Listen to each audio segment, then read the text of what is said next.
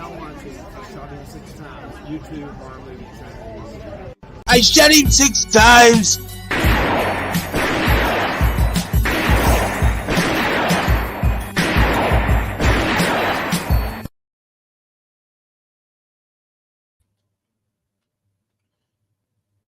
What's going on, horror fanatics? Welcome to I Shot Him 6 Times YouTube horror movie channel and the relaunch of I Shot Him 6 Times horror movie podcast. I greatly appreciate everybody who's going to be stopping in here this morning to hang out. This is definitely going to be a fun stream back. I'm excited. I can't wait to get into all of these topics that I have here for you guys today. We have some Halloween news, some Scream news. I'm going to be giving you guys my reaction to the Abigail trailer. I have not watched it yet, as I wanted to do it here on the stream. Now, I'm not going to showcase the actual trailer here on the stream because sometimes when I go to present a video file here in terms of like a trailer or something on StreamYard, sometimes it tends to lag. So I'm just going to basically be watching it on my phone, and then you guys are going to be getting my reaction here live here in the stream, so on and so forth. I'm also going to be touching on Nightswim. I actually watched it Saturday night after I was watching my buddy Destin's stream, hanging out with him for a little bit. So I took the time to watch Nightswim, and I'm going to be giving you guys my thoughts on that, and as well as a new Valentine's Day horror movie, psychological horror movie that is coming out called Stranger in the Woods. So we obviously have a lot to unpack here today. But if you haven't done so already, please shoot this stream a like. It definitely helps out with the algorithm and helps out with the channel. If you happen to be a new viewer coming across this channel and you love horror movies, you love talking about horror movies, definitely give this stream a like. Share this to your social media platforms. Shoot that subscribe button as well as that notification icon so you get all the latest content updates to the channel. I'm going to get to some of you guys' comments here first before we do today's subjects. What's up, Young Blade? Yeah, it's been a while, man. I hope you're having a great morning. I know some of you commented last night when I posted this up, when the stream got, announced. So let me get to some of you guys' comments from last night. StreamYard will let me. Interesting. For some reason, none of my comments from last night are pulling up. But I do want to give a shout out to Sister Pam. I seen that you had commented, "Let's go," when I had made this stream. I greatly appreciate it. It's good to see you, Pam. Hopefully you stop in and stuff if you're not busy this morning. I seen my Chunky Jordy also had commented. I hope you're having a great morning, Gina. Hopefully you can make it here to the stream. Definitely going to be unpacking a lot today. It's going to be a lot of fun, and I can't wait to get into it. It is my first live stream back in a couple months, and this is my first episode of the podcast in months. This is why this is a relaunch.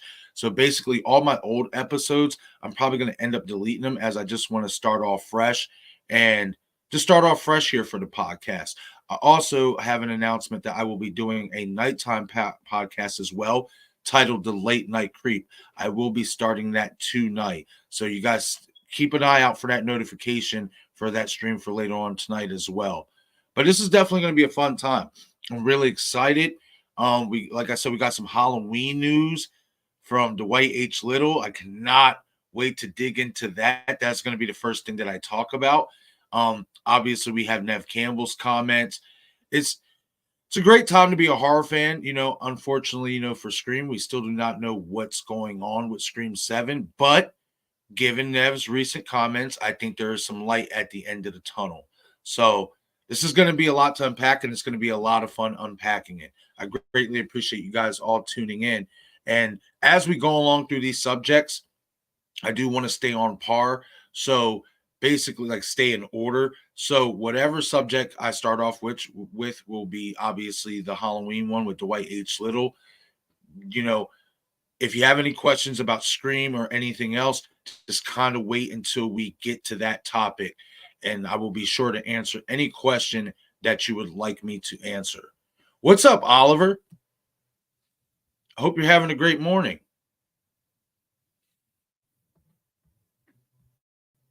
Josh Frame, what's going on? Josh saying it's good to see you back, brother. Yeah, it's good to be back. I'm excited.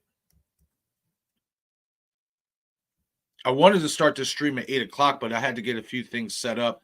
StreamYard for some reason was acting a little bit slow.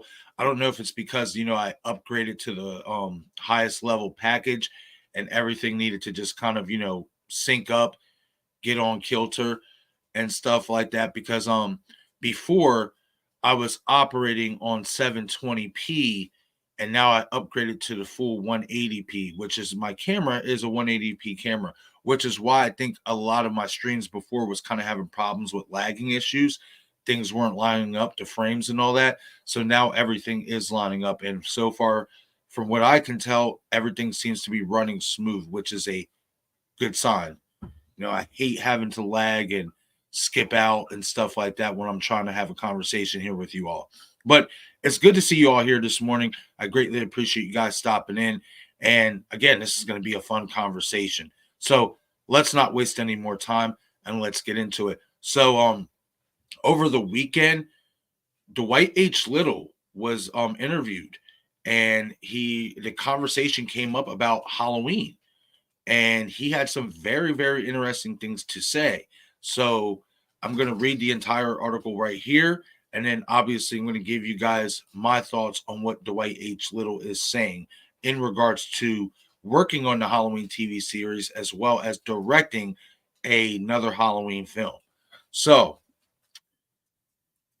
here we have this article by Joe Blow that states Dwight Little is interested in working on Halloween TV series and has pitched a sequel to Halloween 4. Let's go. Let's go. Halloween Ends may have killed iconic slasher Michael Myers off on the big screen, but there's really no stopping a successful horror franchise. Last October, Malika Cods-Trancas International Films secured a deal with Miramax Television to develop and co-produce a Halloween TV series. And one person who would be interested in working on the show is Halloween 4, The Return of Michael Myers director Dwight H. Little, who has racked up a lot of TV experience since his days of working on Halloween 4. There's also another Halloween project Little would like to work on and has even pitched a direct sequel to Halloween 4 that would see the return of Danielleharris and Elliecornell as Jamie and her foster sister Rachel. Let's go!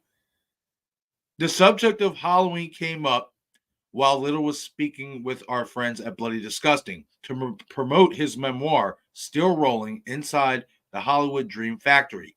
Copies can be purchased at this link. And his recent horror film, Natty Knox, which I will plug is a really good film. If you haven't seen Natty Knox, maybe we will do a live stream watch party touching on that film. I really enjoyed that movie.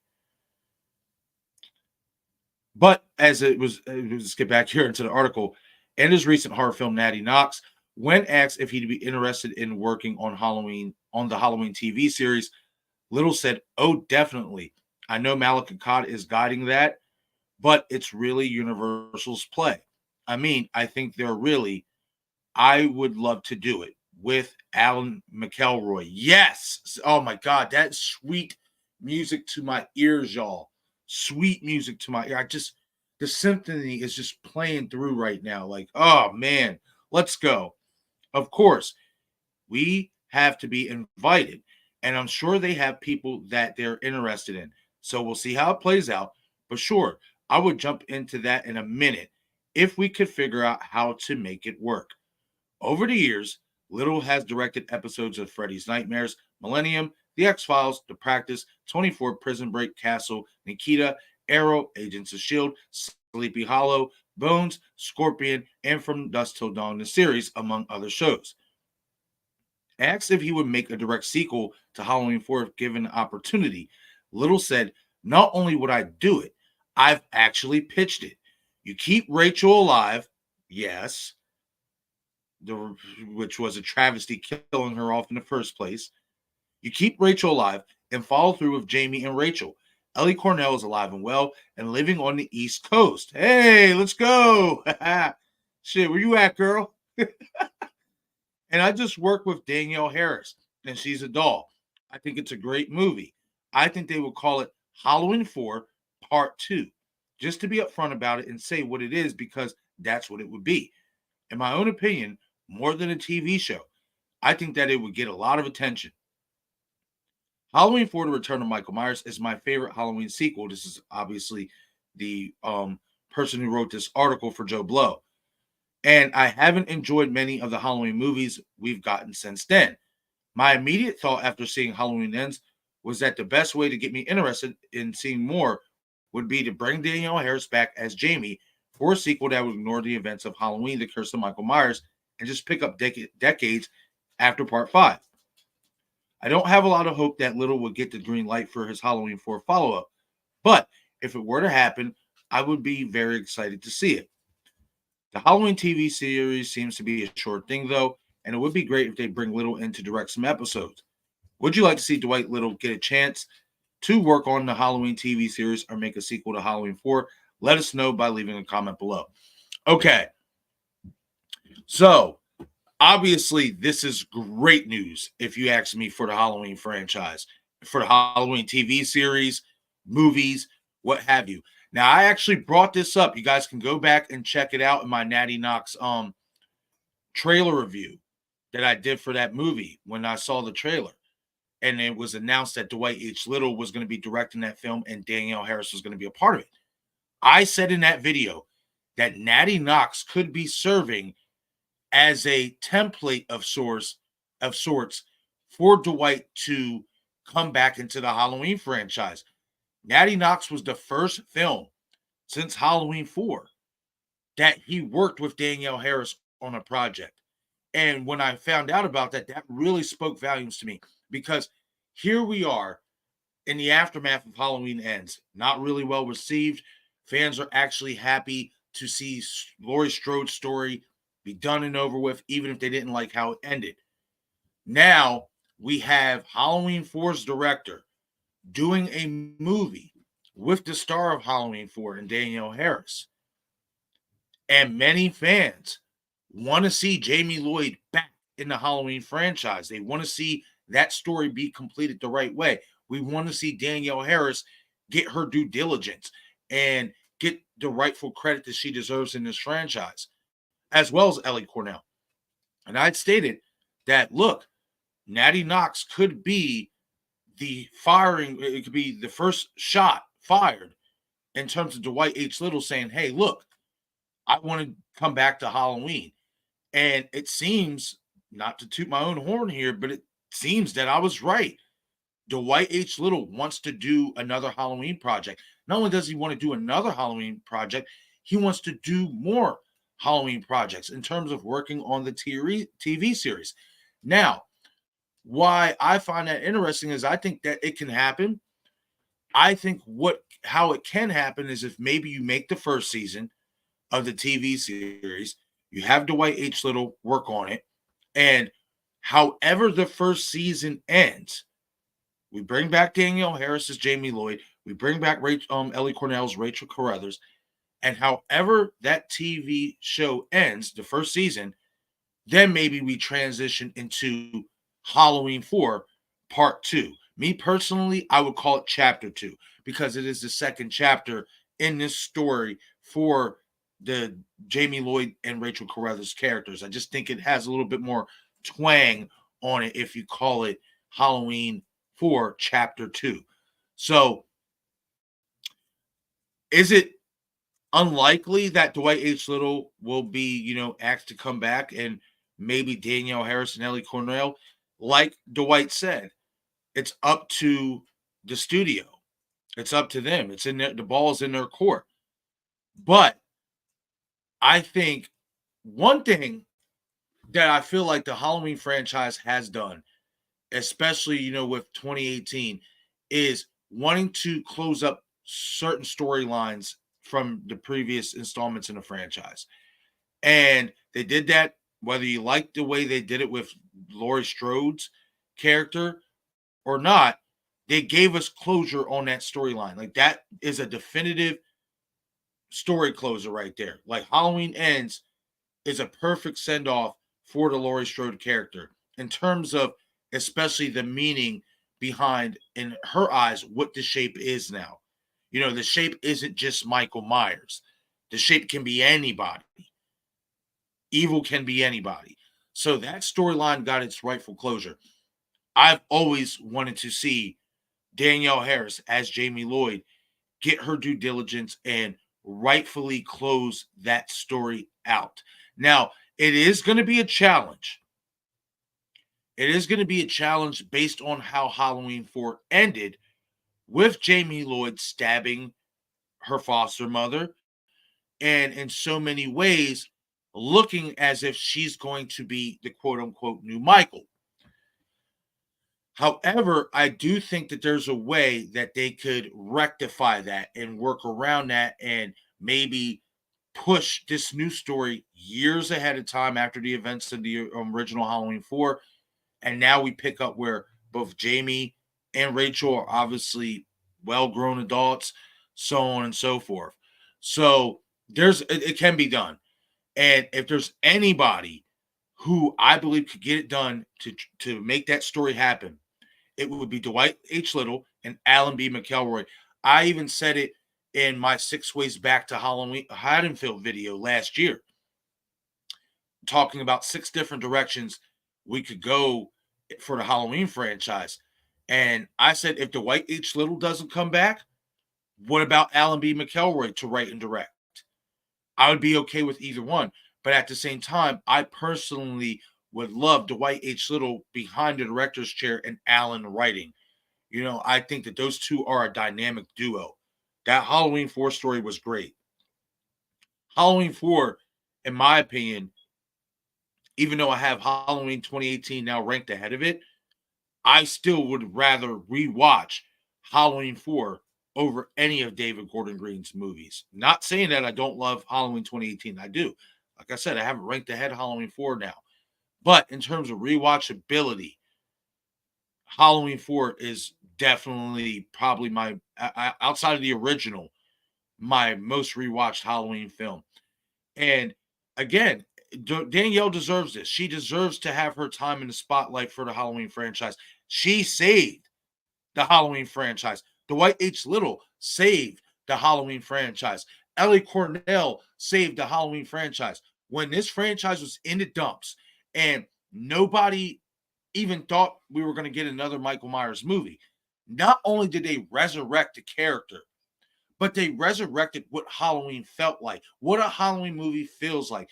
That opening where you get that ambiance and you get the barn and you see the pumpkin and you see the pitchfork and you hear the score and it just sounds like an aura. It sounds like an aura is being placed back on us.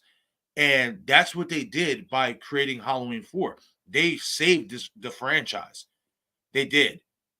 They made people want to come back and watch more Halloween films. No matter how bad it had gotten, they saved it. They made Michael Myers watchable again. Now a thing that's going to be interesting to see, if Dwight does get his wish and they ask him to work on a TV show and they allow him to make his part 2 to Halloween 4, is will we get that mask from Halloween 4? Now, listen, I know many of us don't like that mask. You know, it looks nothing like the original Michael Myers mask. But for nostalgia and for where we were at with Halloween 4 in terms of the timeline, I do think you bring back that Halloween 4 mask. Of course, there's going to be modifications. It's going to be some touch-ups in terms of, you know, modern time. But I still think that you keep that mask instead of going in the route that you're going to try to rework the original mask and make it look like the original mask. I think you need to have the Halloween 4 mask in this TV show or movie, if Dwight H. Little is doing it, to really make it feel like it's Dwight H. Little's Halloween. Again, I know a lot of us don't like the mask. It's grown on me over the years. Now, Halloween 5's mask was terrible, straight garbage. You know, burn it, throw it in the trash, whatever. But Halloween 4's mask has really grown on me, and this is just my opinion. And the reason why is because I feel like when you really look at that mask, and then when you look at a young Jamielloyd, especially in the eyes area, I feel like they kind of made that mask tailored to kind of look like Jamielloyd. That's always been my opinion on that mask. So I feel like if you are going to have Dwight H. Little come back and you're going to have him do the movie, you're going to have him do the TV show, whatever it is, you bring that Halloween 4 mask with us and we get this ball rolling. So again, super exciting news. If you ask me, it's not like, oh my God, it's solidified that Dwight H. Little is going to be doing the next Halloween film or be a part of the TV series. There's no confirmation of that whatsoever.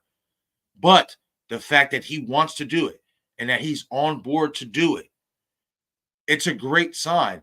And it's also a great sign for the studios and for Melissabarrera and Trancas and all of them and Miramax, because now you have a guy who wants to step up and who has an idea on where to take the franchise next and where to take Michael Myers next. You're not having to look for somebody, completely new, who's, maybe a little bit green with how a Halloween movie or TV show is supposed to look. That's a big thing. That's a big thing that a lot of fans kind of fell out of favor with David Gordon Green with Halloween Kills and Halloween Ends, is that his previous work outside of horror started to kind of shine through in those two films. You kind of seen that David wasn't just, he wasn't 100% a horror director on top of being a 100% Halloween director. And I think especially for Halloween movies, you need to have that 100%. You need to be a guy who works on horror consistently, but also knows what a Halloween movie in film, TV show, whatever, is supposed to feel and look like. And Dwight H. Little has that. He knows what a Halloween movie is supposed to look and feel like because he has the credits to back that up. So instead of looking for somebody completely new who may be green in terms of what Michael Myers is supposed to be, what Halloween, the spirit of the films are supposed to be, you have a guy who has experience working in the franchise that can take us where we need to go while also giving us a feel that this is a Halloween movie, that this is a Halloween TV show. He's not going to make it not feel like it's not Halloween. He's not. Even if you watch Natty Knox, it feels like a Halloween movie. It does. It's its own type of Halloween movie. It's set on Halloween, but it feels like it's Halloween inside that movie. So I feel like if I were the studio, I would really be paying close attention to Dwight H. Little and maybe hear out his pitch on what direction he's trying to take this Jamielloyd story and give it a shot. I would love for that to happen. I think it needs to happen. I think, in terms of the audience, I think it would be a tough sell selling a new cast and a whole different timeline, so to speak, for Michael in terms of the audience. I think that audiences who are fans of the Halloween franchise, they want to see a story, one of these storylines from the original timeline be closed out, just like we got with Laurie Strode. And we have multiple of them. We have Jamielloyd's story. We have John Tate's story. We have Stephen Lloyd. We have so many storylines for Halloween in the original timeline that you can pick up off of and make a TV show or make a movie. But the number one for all of us, or the majority of us fans, would be to get Danielleharris back as Jamielloyd, Elliecornell back as Rachelcarruthers, and pick up years after the events of Halloween 4, or maybe even Halloween 5. See, that's what interests me. That's what that's why I find it interesting about what the article said about picking up about after the events of Halloween 5. Well, if you're going to do that, then Rachel's dead. She can't be alive unless you're going to rewrite that whole thing somehow. If you're going to pick up after the events of Halloween 5, Rachel's going to be dead. So it would be smart to do what Dwight is trying to do And that's pick up directly after the events of Halloween 4 and that ending where we see Jamie at the top of the stairs holding the scissors, all bloodied up in the clown suit. I think that would be the best direction to go. It's exciting. It really is. I am, the more we talk about it as fans and the more we get Dwight H. Little pitching it out there and talking about it, we talk it up. And you know this. Sometimes when you talk something up, it comes to fruition. So hopefully that turns out to be the case for Halloween and Danielle Harris, as well as Dwight H. Little and the return to the Halloween franchise. I'm really rooting for that to happen. I really think it needs to happen. And fingers crossed we get that. All right, everybody. So we're now going to move on to the next topic, and we're going to talk about Neve Campbell's comments over the weekend in regards to the Scream franchise. I do want to plug real quick. If you haven't done so already, please shoot this stream a like. It definitely helps out with the YouTube algorithm a ton. If you happen to be a new viewer coming across this channel and this podcast, shoot that subscribe button, hit that notification bell so you get all the latest content updates to the channel. It's greatly, greatly appreciated. Okay, so there's so many, different sites that is touching on this Neve Campbell news in terms of returning to the Scream franchise. So we're going to go with the Hollywood Reporter article that came out on the 13th, which was Saturday. This should be interesting. I haven't even read this article yet. I was saving it for the podcast here today. And real quick to touch on you guys' comments. Josh saying, it's 2 p.m. here. Oh, I don't know why I just did that, but okay. It's 2 p.m. here. It keeps doing that. Okay, so I'm just going to read it instead of putting up here on the screen. For some reason, it just keeps backlogging on me. It's 2 p.m. here in the UK. What time is it for you? I assume you're in the U.S. Yes, I am in the U.S., Josh. And it is 9:32 a.m. here, Eastern Time, in the U.S. of A., in Pennsylvania, where I'm located.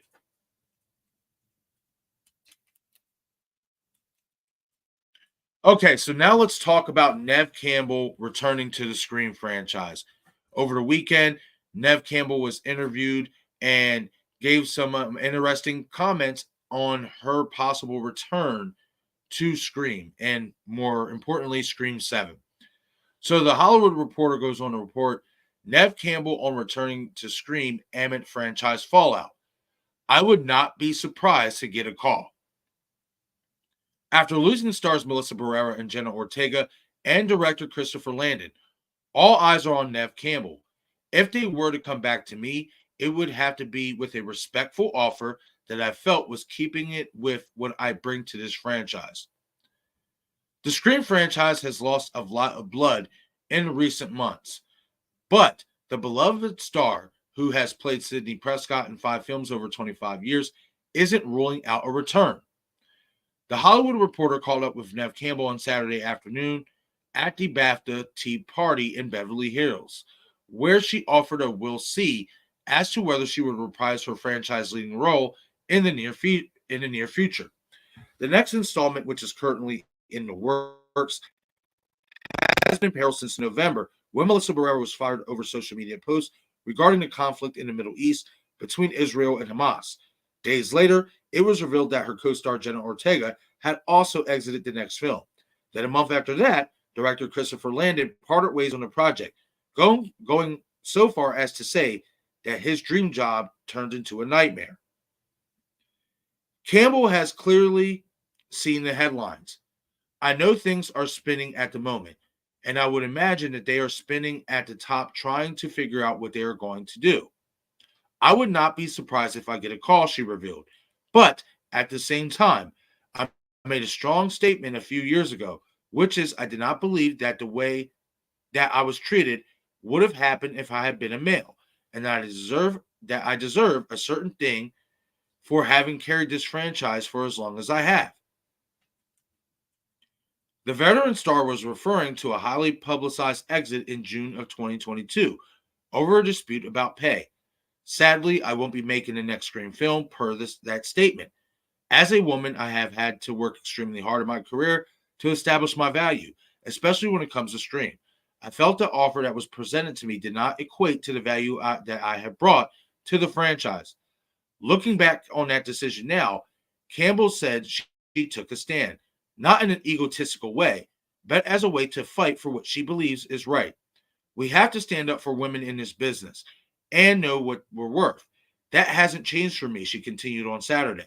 So, if they were to come back to me, it would have to be with a respectful offer that I felt was keeping with what I bring to this franchise. This led back to the original question, and Campbell repeated it herself. Would I do it? There are millions of fans out there of this franchise. These movies mean a lot to people. They mean a lot to me. They mean a lot to Kevin Williamson. They meant a lot to Wes Craven. They meant a lot to all of these cast members. And we would all love to see this franchise continue. I would hate to see it burn. So we'll see. Speaking of Williamson, who created the series, he has said he would love to see Campbell step back into Sidney's shoes. I would give her the money. I'm sure there's a number they can agree on that will make them both happy. So hopefully one day they will figure that all out, he said during a podcast appearance on Happy Horror Time last fall.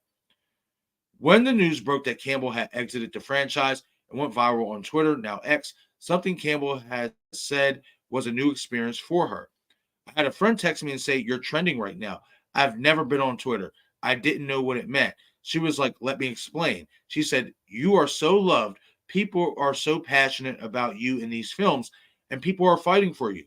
People want the studio to do right by you." That meant so much to me, she told THR. Even the fact that it caused a stir, not anti-studio in any way, that it caused people to stand up and think maybe they could stand up for themselves in some way, that meant a lot and continues to mean a lot. Campbell attended Saturday's star-packed BAFTA tea party with her friend of 30 years, Emmy Award-winning multi-hyphenate Michael A. Gorin, I hope I'm saying that right, whom she met during their days on Party of Five. Gorin and Campbell were making the rounds to celebrate the good news that his film, Americatsi, had been shortlisted for an Oscar as an international feature from Armenia. Okay, so basically there's still more of the article, but they go on and talk about, her friends, you know, they go on to talk about her friend's movie more so after that. So let's touch on Nev's comments here. But before I do touch on Nev's comments, what's going on, Larry? Coming in with a $5 super chat. Larry Warner, what's up, my friend? Thank you so much for the $5 super chat. I greatly appreciate it. And it's great to see you, my friend. I will definitely be in contact with you soon because I have an idea for a watch party for us to, dabble into. So keep an eye out for your Instagram messages because within the next week or two, if you have time, you and Kirsten, I would love to have you guys here on the channel and we do a watch party together. I also see that you were doing a watch party with Destin as well. That's going to be awesome. I'm going to tune in for that. I think you guys are watching Thanksgiving. Yeah, that's right. He said something about that. I have a feeling you and Kirsten are really going to like that film, Larry. Because I know he said you guys didn't see it yet. It's a good time.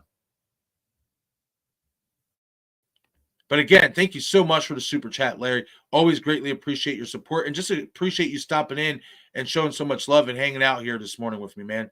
It's great to see you.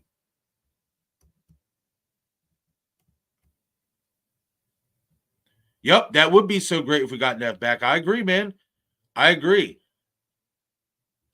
And I'm gonna get into it here on what I think, what direction they could go in for Nev. Yo, what's up, MMA Russ? MMA Russie, what's going on? I hope you're having a great morning. Thank you for stopping in. Thank you for hanging out.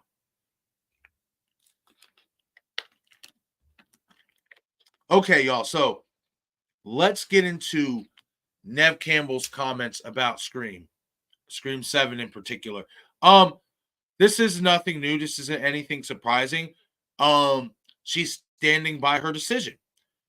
If you're not going to give her the money that she feels like she deserves to come back, she's not going to do it. But she wants to do it. She has always maintained that position on Scream, whether it was Scream 6, now Scream 7. She still wants to be a part of this franchise. She just wants them to pay her what she feels she is rightfully owed. And there's nothing wrong with that. I always say it. If you go to work and you bust your ass and you give your 110%, you should be compensated for your work. You shouldn't stay plateaued. There should be no reason why your pay is plateauing. If you put in the work and then some, especially when you're going above and beyond, you should get extra pay. And she's right. Having been a star of this franchise for over 25 years, she should get paid that equates to that. And again, I feel like now that in so many ways, the studio really has no choice but to pay her. If if the direction is to bring Neve Campbell back as Sidney Prescott, well, now you have no choice but to give her the bag. You don't have Melissa. You don't have Jenna. So those are two big salaries right there, especially in terms of Jenna, given where she's at. So now you can't give us the bullshit excuse that you can't afford Neve Campbell. You can't afford Neve Campbell. You always could have afforded Neve Campbell. Just wanted to be greedy. Because that's just how the shit works all the time for some reason. You know, they want you to put in the work. How does this sound? I want you to put in the work, the same type of work, the same effort, everything that you have given this franchise for 25 plus years, but you got to take a pay cut.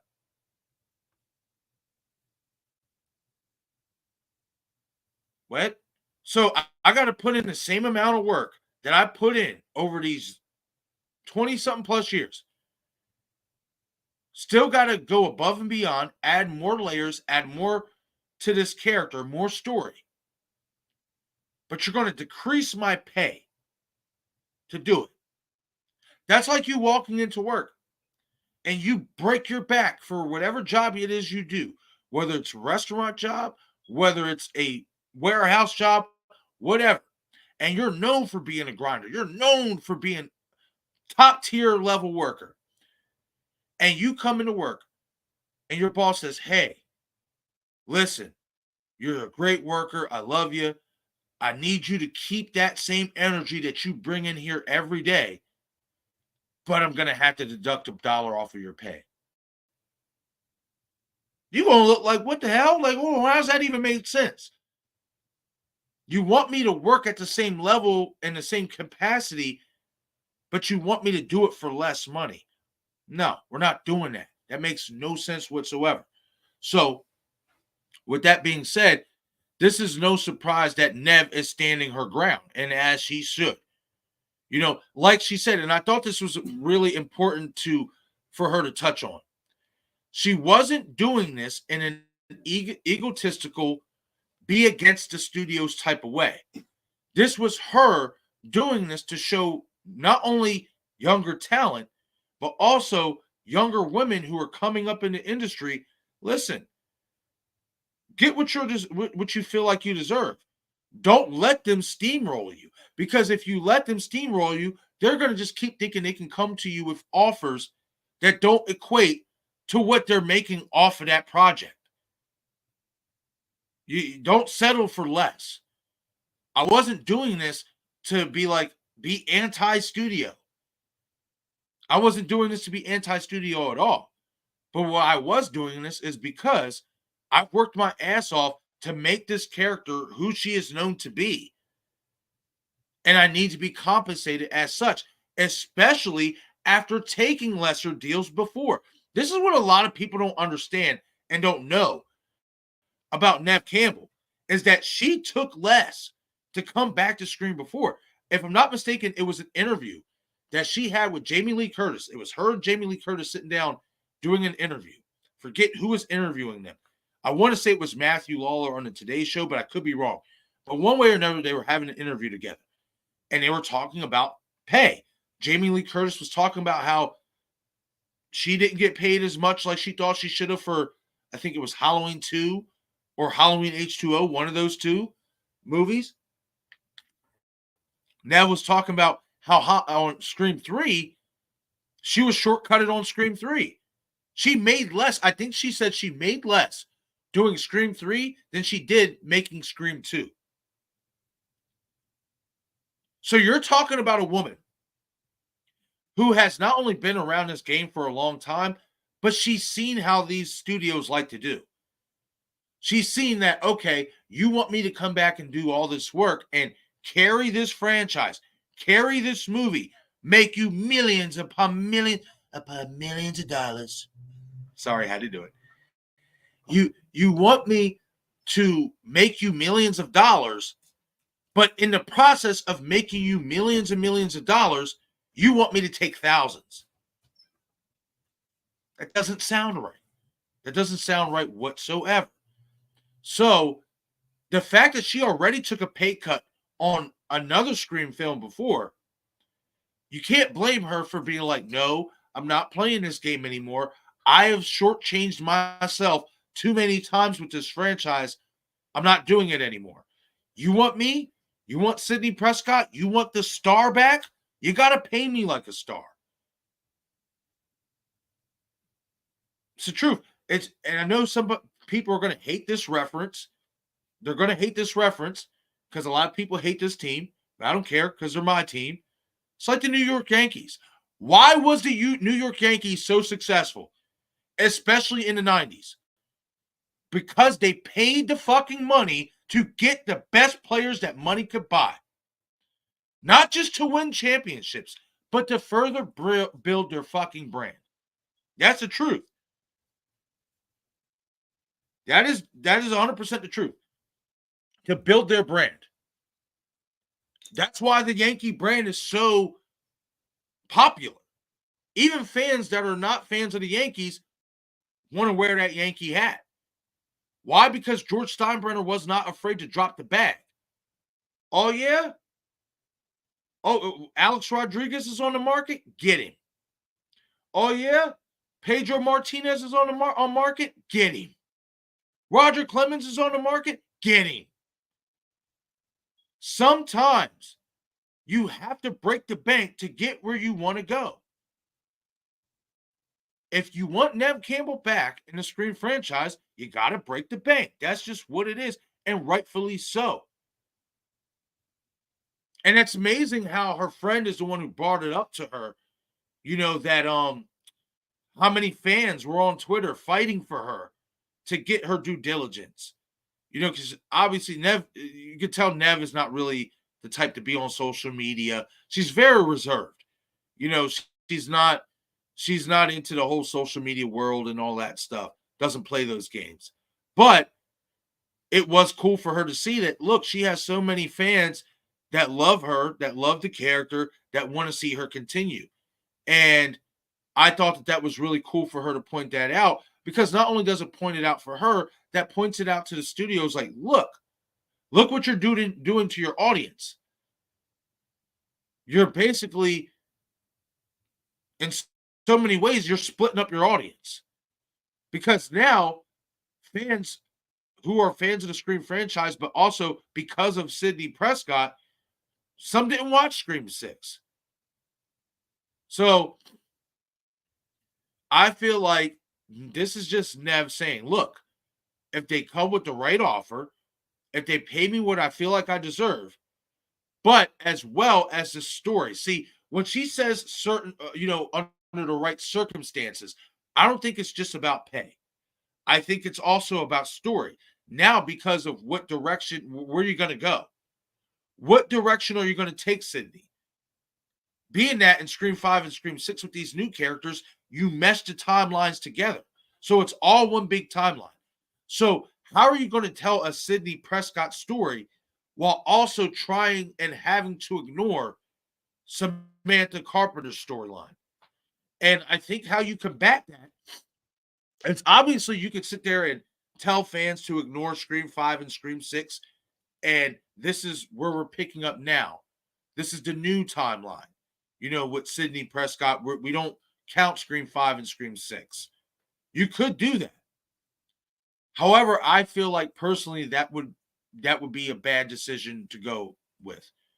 I don't think that would be the right decision, is to completely exclude the Carpenter Loomis storyline. What I do think you can do, and keep it on the same, trajectory, keep it on the same timeline without messing the timeline up, is kind of what Saw X did. Set this new movie, Scream 7, in between the events of certain films. Me in particular would find it fascinating if they set Scream 7 in between Scream 3 and Scream 4, in between those events.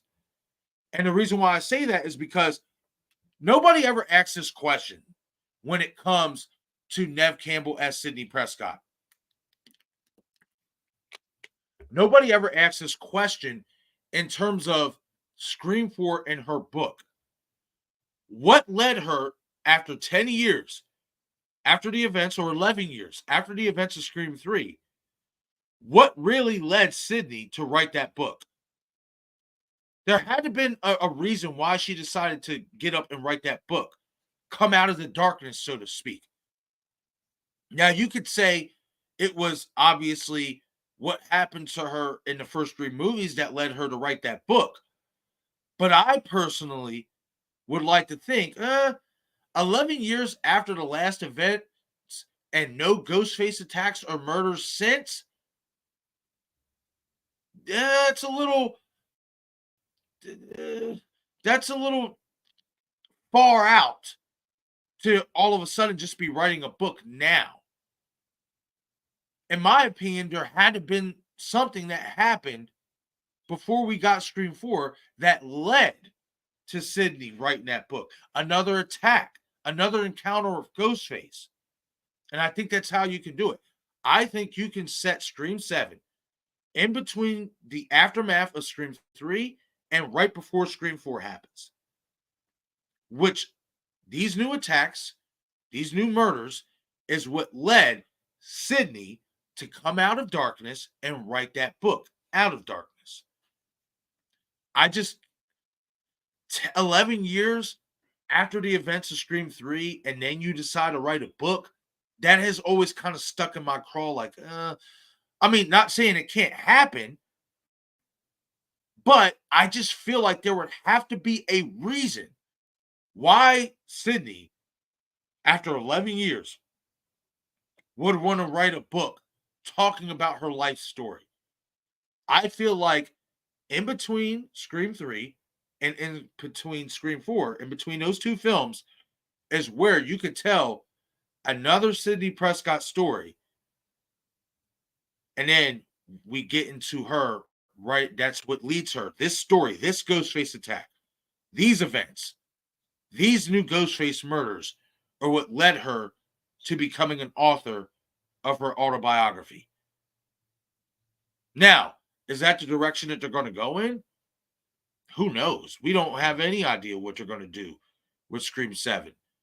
But in terms of Neve Campbell, it's obvious, and she's making it clear. She's standing on business, as we like to say in this new day and age. She is standing on business, and she is letting it be known. Hey, I wouldn't be surprised if I get a phone call. But if I get that phone call, you best have your credit card ready, or you best have that wire transfer ready, because I'm coming for the bag. I don't want thousands. I'm not coming for no low-end offer. I want the millions, and for feelings of dollars. And she deserves it. She 100% deserves it. So, this is just Neve standing on business. That's what this is. That's all this is. This isn't Neve, basically, this isn't Neve saying, oh, well, I want to come back. You know what I mean? So I'm going to come back by any means possible. No, this is her standing on business saying, look, I want to do this, but you got to pay me. You want me to keep carrying this franchise, especially after the debacle with Melissa and now Jenna and Christopher, signing off. You want me to be Captain Save a Scream movie. Well, now you got to break the bank even more than what you may have in Scream 6. Think about that. The studio probably just put themselves in a fucking position where they got to give her more money. Because not only are you asking her to come back, now you're asking her to be the main character all over again. That jacks up the asking price. That increases the pay. So it's quite ironic, that they sat there and didn't want to pay her for Scream 6, which she felt she was deserved, all to come back and turn around and Scream 7 and possibly have to fork out more money to get her back. The only silver lining for the studio now, though, is that you don't have to worry about Melissa's pay and especially Jenna's pay.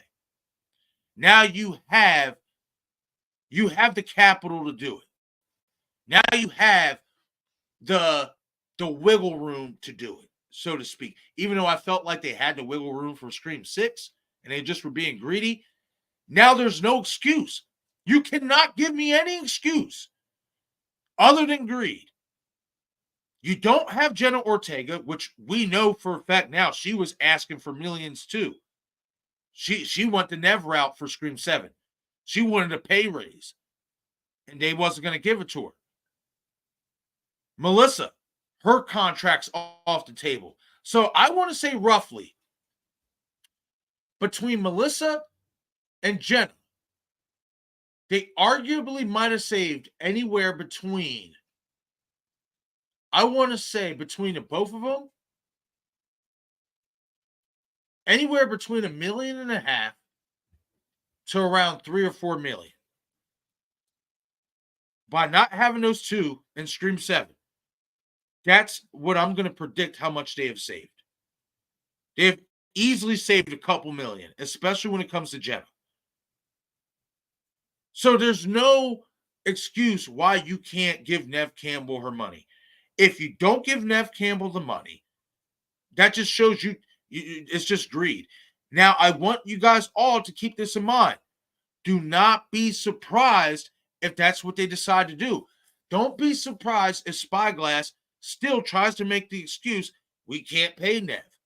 Because when the article came out about Melissa and Jenna both not, being in Scream 7, especially with Jenna, the thought in Gary Barber's mind, who is one half of the head leaders of Spyglass, in his mind, he doesn't need a Neve Campbell. He doesn't need a Melissabarrera. He doesn't need a big star to make a new Scream film. Because he feels, being that Scream 6 did well without Neve Campbell, well, hey, I can keep making these type of paychecks without having to pay for a top dollar actress. And it's that mindset. That mindset right there is what's going to tank the franchise. Because one thing out of many things that has been uber consistent in the Scream franchise that Wes set a precedent for when he started this damn franchise is you got to have big name stars. You have to have star power. I refer to Scream as the New York Yankees of the horror genre. Why? Because they've always had stars. People that you have seen in multiple projects that have a name that you know. They are the New York Yankees of the horror genre. You cannot, and I will repeat this, you cannot do a Scream film without stars. You can't. It's, to me, it's impossible. You have to have stars. You have to have people like a Drew Barrymore, David Arquette, Courtney Cox. You have to have those big name stars in your Scream movie for it to really feel like a Scream movie. That's like making a Halloween movie with no damn pumpkins. A Scream movie not having no stars, that's what that is like. So I understand Gary Barber thinks, he's above and beyond and that he doesn't need no big name stars to make this next Scream film. Well, if that's his mindset, he's going to find out real quick. You ain't going to make that much money off of this franchise unless you have actors that we, the fan base, know who the fuck they are. You have to have that. Now, am I a fan of the Scream franchise? Yes. Would I still watch Scream 7 with a whole new cast of characters? I will give it a shot. But it's not going to look that great if it's not a cast of characters that we know of. It wouldn't even feel like a Scream film to me. Like I said, I can go down the list. Drew Barrymore, Jada Pinkett Smith, Dwayne Martin, Courtney Cox, David Arquette, Parker Posey, Lance Henriksen, Liev Schreiber. All of these names that I mentioned were already big name stars. They already had a name for themselves. You have to have stars if you're going to do a Scream movie. You just have to. So this is Nev, once again, standing on business and letting the studio know, hey, I'll answer the phone and come back if you want me to come back. Just got to get that checkbook ready, baby. That's all. That's all there is to it. That is all there is to it. Got to get the checkbook ready. Got to break the bank. You want to win championships? You want to make a lot of money? Sometimes you got to spend more than what you want in order to get where you got to go. That's just the truth. That's just how it is. You want to be cheap, you will get cheap results. So it's great news, though, once again, that Nev is still letting it be known, hey, I still do want to do these movies. I still want to come back to the franchise. It's great news because given what we've seen, how the studio treats, their lead actresses, I had a feeling that maybe after what happened to Melissa, that would kind of bring it down a little bit for Nev in terms of wanting to return even more. But that hasn't changed. She still wants to do it. And I know some fans are out there like, oh, well, if Nev comes back, I'm not watching it because she shouldn't come back. She should stand behind Melissabarrera. Listen, guys, I said it in my video when I touched on, all these comments coming. Apparently, Nev and Courtney were receiving death threats, so on and so forth. You can't tell somebody to take food off of their family's table because of a situation with somebody else. That has nothing to do with Nev. Nev's situation is completely separate from Melissa. I get why you would want Nev to stand behind Melissa. And it's not... Neve Campbell does not have to not do Scream 7 to stand behind Melissabarrera. It's just like, I don't have to skip out on watching Scream 7 to show my support of Melissabarrera. I absolutely support Melissabarrera. I stand behind her. Think it's a bunch of bullshit what happened to her. But that's not going to stop me from being a Scream fan. That's not going to stop me from watching these movies. I'm a Scream fan. The same thing happened with Nev. Did I want to see her in Scream 6? Absolutely. But I also wanted to see what direction we were going to go in without her. Can a Scream movie be done and be good still without her? And I thought Scream 6 did okay without her. So, you don't have to skip out on this movie to show your support for Melissabarrera. Neve Campbell doesn't have to take food off of her family's table to support Melissabarrera and stand behind her. So I'm going to leave the Neve, conversation on that. I'm going to end it on that note or whatnot. Hopefully the studio is listening. And hopefully, according to them, they do want to bring her back. That was reported once, Melissa's firing, the news about that came out, is that they do want to bring Neve back and they want Patrick Dempsey back. So that's a plus. Now they got to be willing to go into the checkbook and spend the money. The ball's in the studio's court. It's up to them. Neve wants to do it. It's up to them if they want to pay her to do it. And not just pay her what she's owed. Pay her what she deserves. So we'll see what happens as we get more news coming out.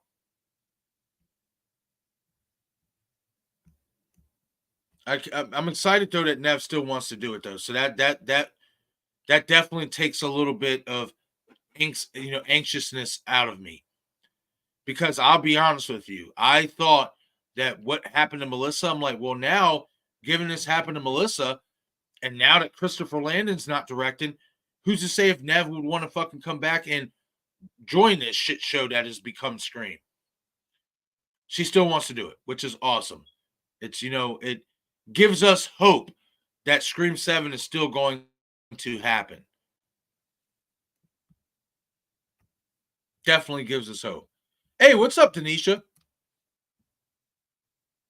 I hope you're having a great morning. Thank you for stopping in.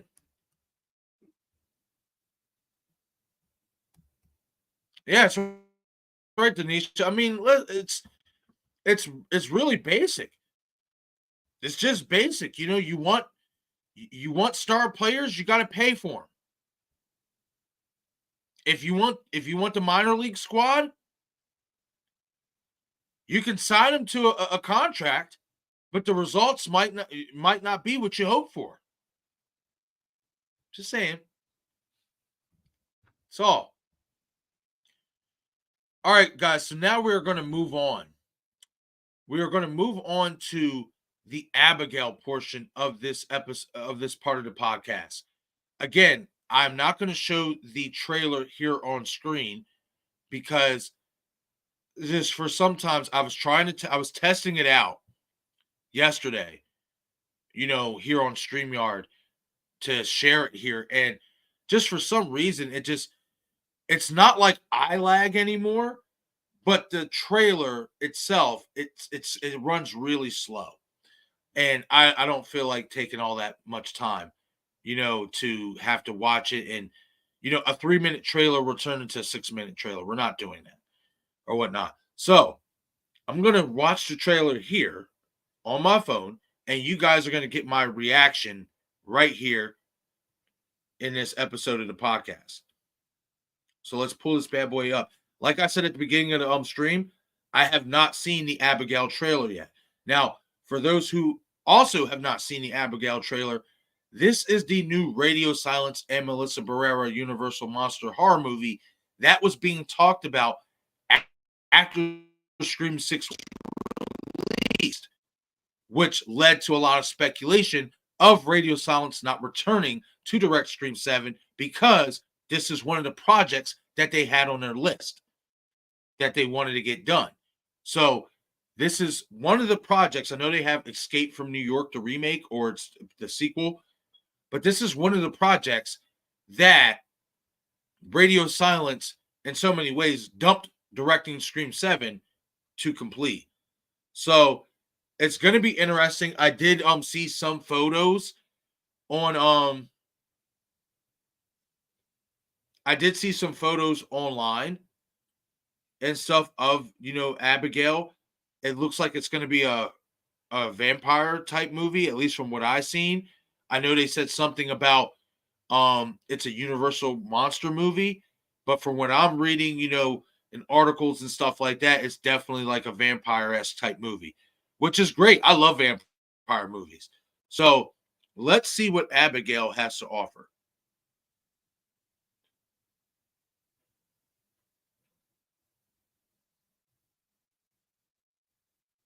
Sick of having issues with your webinars, wasting tons of time on troubleshooting with attendees.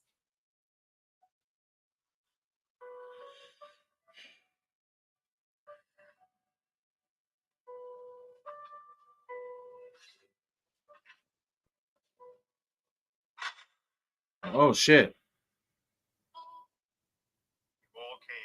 Oh, there goes my girl. Oh, okay, they got a great cast. No backstories. No cell phones. So who's kid is she? A very wealthy man who's about to be $50 million poorer. You're safe. What's your name? Mine's Abigail. You can call me Joey. Do you have any kids? I have a little boy. See you in 24 hours. Do you know what a pinky promise is? If you behave and do as we say, I pinky promise you, it'll all be over soon. Yeah. I'm sorry about what's gonna happen to you. Oh shit. What the fuck?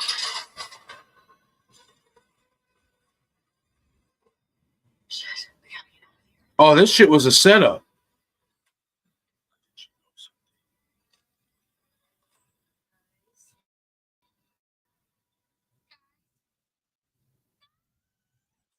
Oh shit, let's go. Kill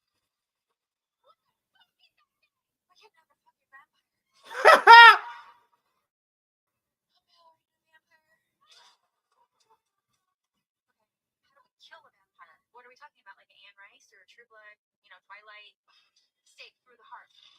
Daylight is a big one. Ooh. Let's go kill us a fucking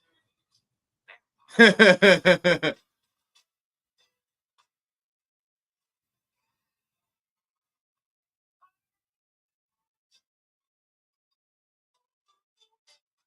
I love that theme music. Ooh.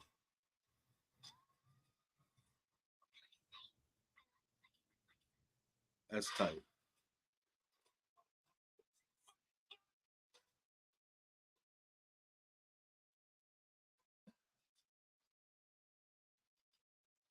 Ooh.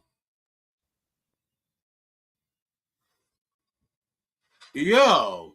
Yeah, this is on the list. This is on the list to watch. I cannot wait for this movie. Holy shit. That looks really, really good. Wow. Like, it looks amazing. A ballerina dancing vampire. Let's go. That's different. I like it. I like it a lot.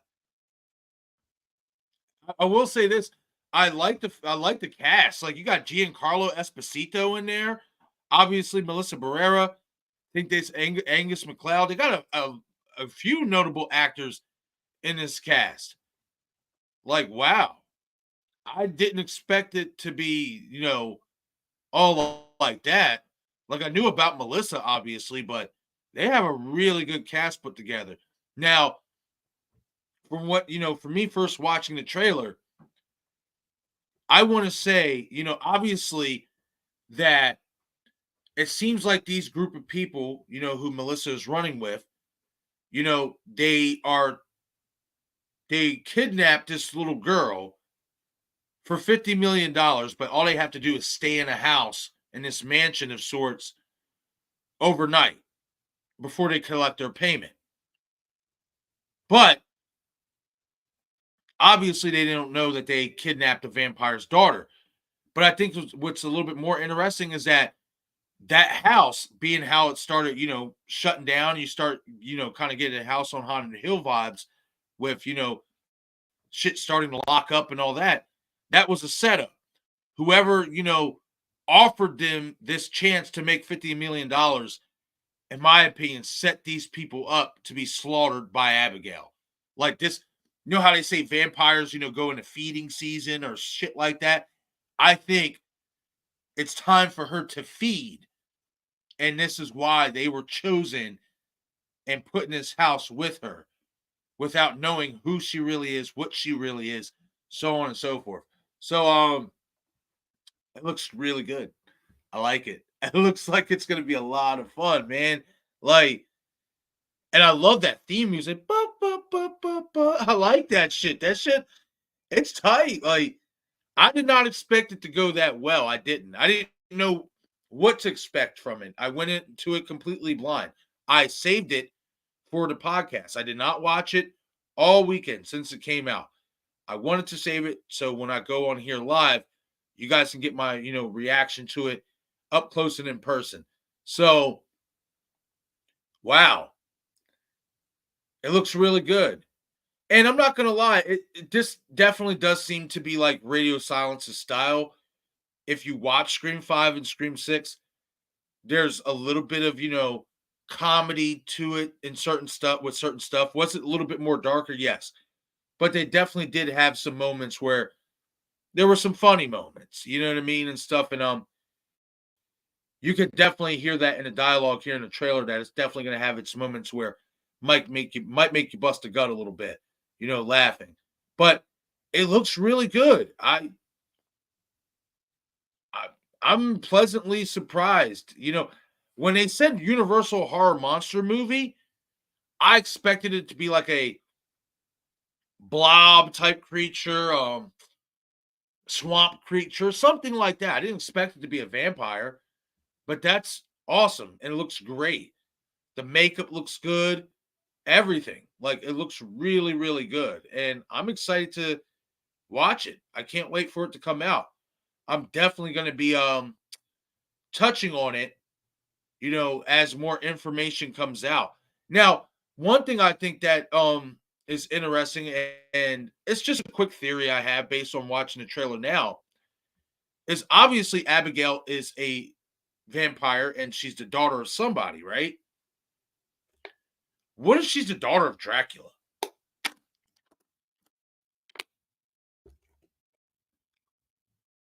What if she's the daughter of Dracula? That would be nuts. And the only reason why I feel that way, though, is because if this is supposed to be like a Universal Horror Monster Movie, we've heard that they are bringing these type of movies back. What better way to reintroduce Dracula? By starting it off with his daughter. Maybe he has a daughter now. I don't know. You know what I mean? And stuff like that. But I think it's fascinating. I think there are definitely elements, where you can go old school with this thing and introduce old school characters like Dracula, so on and so forth. Now, I want to know who Abigail's dad is. I want to know who her leader is. Like, she has to have a leader, right? Like, are her parents, going to come into play in this movie? Could her parents be one of the people that are in that house? And like I said, this seems like, from what I saw, this is a setup. These people were placed there to be, killed off by her. So we'll see. Man, I can't wait for more info to come out, y'all. I can't. That was a lot of fun. That trailer was lit. It looks really, really good. I'm interested to see what's going to happen. And it's also good to see, Melissa and Radio Silence keeping that relationship outside of Scream. We already knew that. We already knew they had a relationship outside of the Scream franchise. They wanted to do more projects together. And it's good to see. It really is. I love Melissa's look. Chopped her hair off a little bit. She's, kind of got this, black mascara underneath her eyes. She looks really dark. And I like that look for her. You know what I mean? Like, I really do. Like, it really looks like, and her name is Joey in this movie.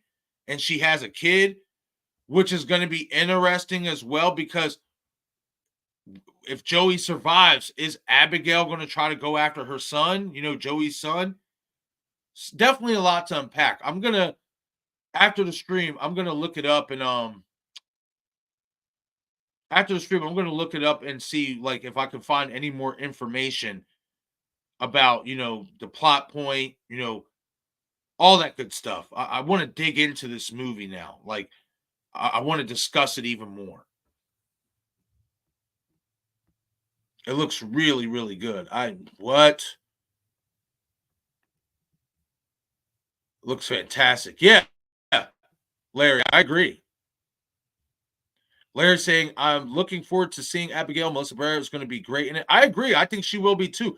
I love that look for her, man. Like, that dark look. In so many ways, I wish they kind of would have gave her that look for Scream 6. Like, they kind of did. They darkened her hair. She had, the black nails and all that stuff. But fuck, they should have had her wear the black mascara underneath her eyes too. Like, shit. Or eyeliner, whatever the fuck, they call it, and stuff like that. Whatever it is. They should have gave her that look for Scream 6, if you ask me. She looks badass.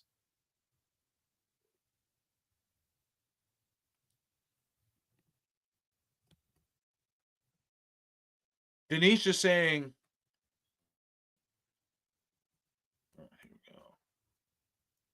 Denisha says, I was thinking about you if saw the trailer for Abigail. It was real good.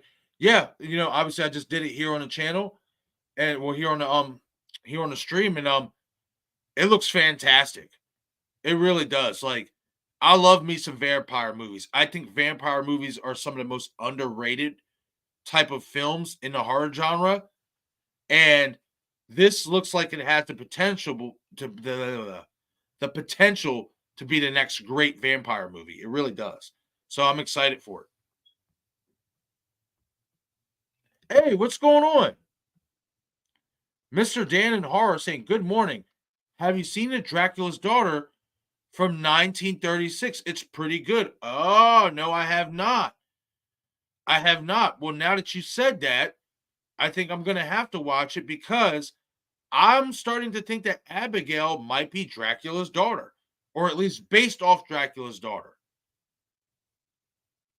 So thank you for that, Mr. Dan and Horror. Thank you for stopping in. I greatly appreciate it. I hope you're having a great morning. It's good to see you here. But yeah, like, now that makes me really want to dig into that movie and maybe see this. Is this the direction we're going in? Is Abigail Dracula's daughter? It seems like it. So I think that would be really cool, especially if you're going to do Dracula's Daughter's movie and then introduce Dracula and then we get a sequel. I think if it's done correctly, that could work. And I'm on board. I'm on board for that. Like, Bram Stoker's Dracula is the best Dracula film I've ever seen, in my opinion. So to get Dracula back would be pretty cool, in my opinion. I'm down for it. But yeah, that sounds really interesting. Dracula's Daughter, 1936. I'm going to have to watch that because I'm really starting to think that Abigail is based off of that movie. I really am. That's like, while I'm sitting here watching it, I'm just like, man, okay, so this little girl's a ballerina. She happens to be a vampire. She was kidnapped by these people and taken to this place.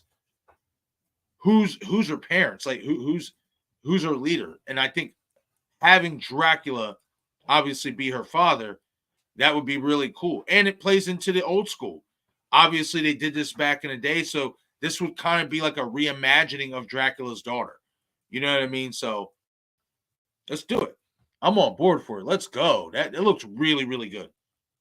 It looks fantastic.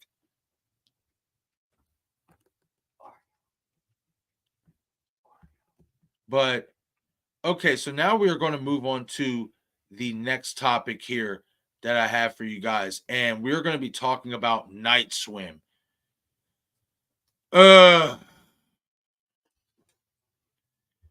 This is not spoiler review.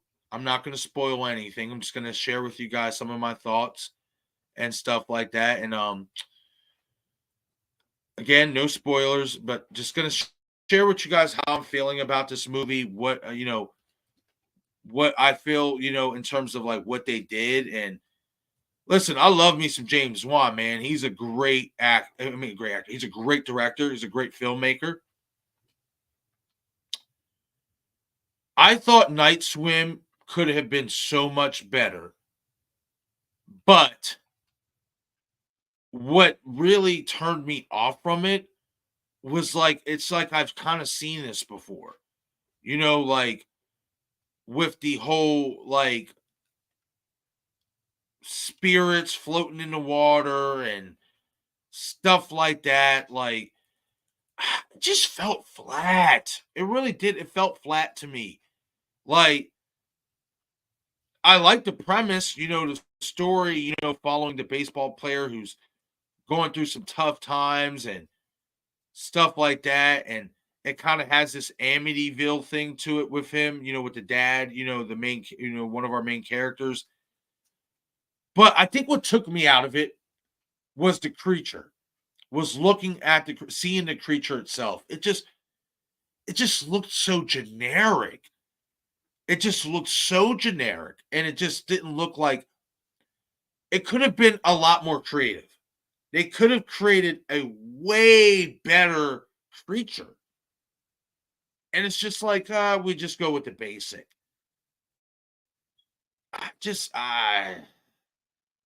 Maybe I'll have to watch it again to feel differently.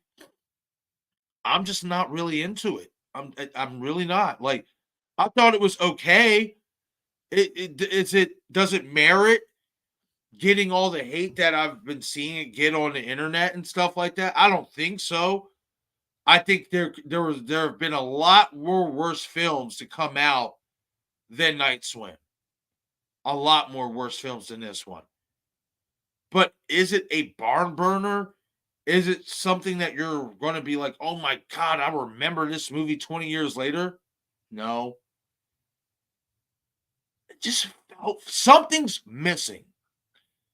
Something's missing with Night Swim that I can't quite put my finger on it right now. But it just feels off. Like, I like the premise. I like the premise of what they try to do, but it just felt too generic. There wasn't nothing fresh to it, Like, it just simple ghost story, if you ask me.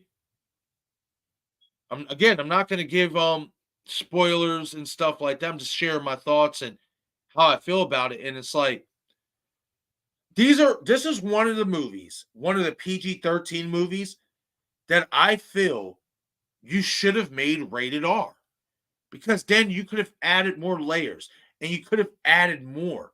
You could have gave this creature more to work with. You could have added to the appearance of the creature. Could have made him a lot more dark. Like, I don't know, guys. Like, Night Swim, to me, it's okay. It's just what it is. It's just okay. It's nothing special about it. Like, and Jameswan has done PG-13 movies before. Dead Silence, Insidious, stuff like that. But those movies, especially like the first two Insidiouses, for PG-13, they still kind of had that grit of an R-rated movie. Night Swim is strictly this. You can tell this is a PG-13 horror movie. You can just there's really nothing. It's missing an edge. That's what Night Swim is missing. It is missing an edge that Insidious was able to garner, that Dead Silence was able to get. Movies like Darkness Falls.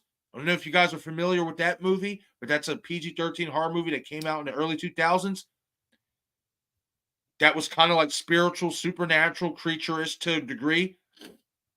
Those movies had that edge to it for a PG-13 movie that you could sit down and be like, okay, though it's PG-13, they did some pretty edgy stuff that could have been R-rated, but, it wasn't. But it's still great. There was layers to those films. This film didn't have no layers to me. Like, it was pretty cut and dry what we were getting and what was happening.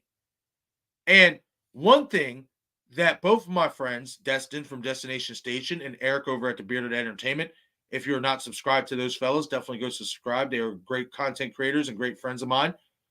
But we were having a conversation about this the other day, and they didn't spoil it for me or anything before I watched it. But they basically even said it themselves, like, should it be getting the hate that it is getting on the internet in terms of being dubbed like the worst horror movie of all time? No, it shouldn't. But it's very, very predictable what is going to happen.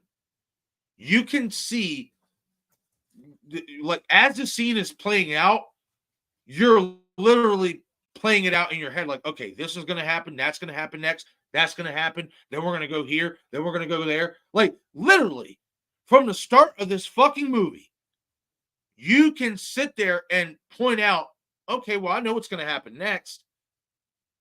There was no element of surprise. And I think that's what I'm looking for, you know, with this, with how I'm feeling about this movie. There was no element of surprise whatsoever. And that's what really brought this movie down for me, is that I saw it all coming. And then when I did see it play out the way that I saw it coming, it just was really underwhelming. Like I said, the appearance of the demon, the creature, like, it just really just fell flat. I'm going to put it this way.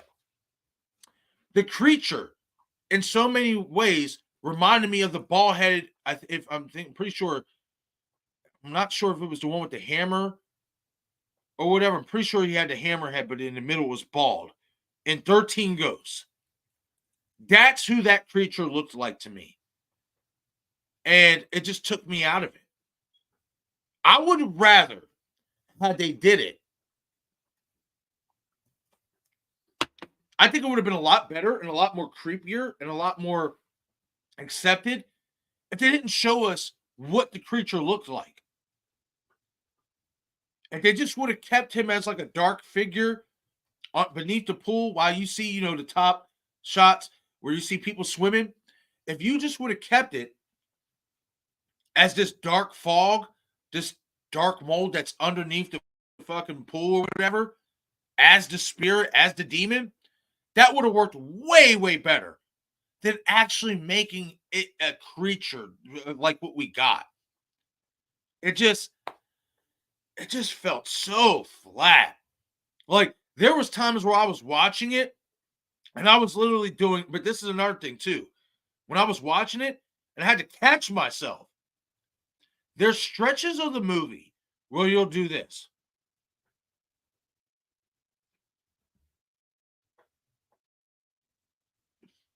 Start falling asleep.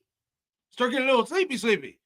Like, there are stretches of that movie where it's so dull. It's so bland. No flavor. And it's just, they should have added some more chlorine to the pool. That's all I'm going to say, man. Like, they should have added more. They should have got better test strips to test that water in this damn pool. Because it just didn't do it for me. Like, and it's disappointing because I actually thought that this film was going to be pretty good. Jameswan is, you know, directing it or writing it, whatever. His track record is very, very good, very solid. This might be the first Jameswan movie I don't like. I don't. It just flat. Like,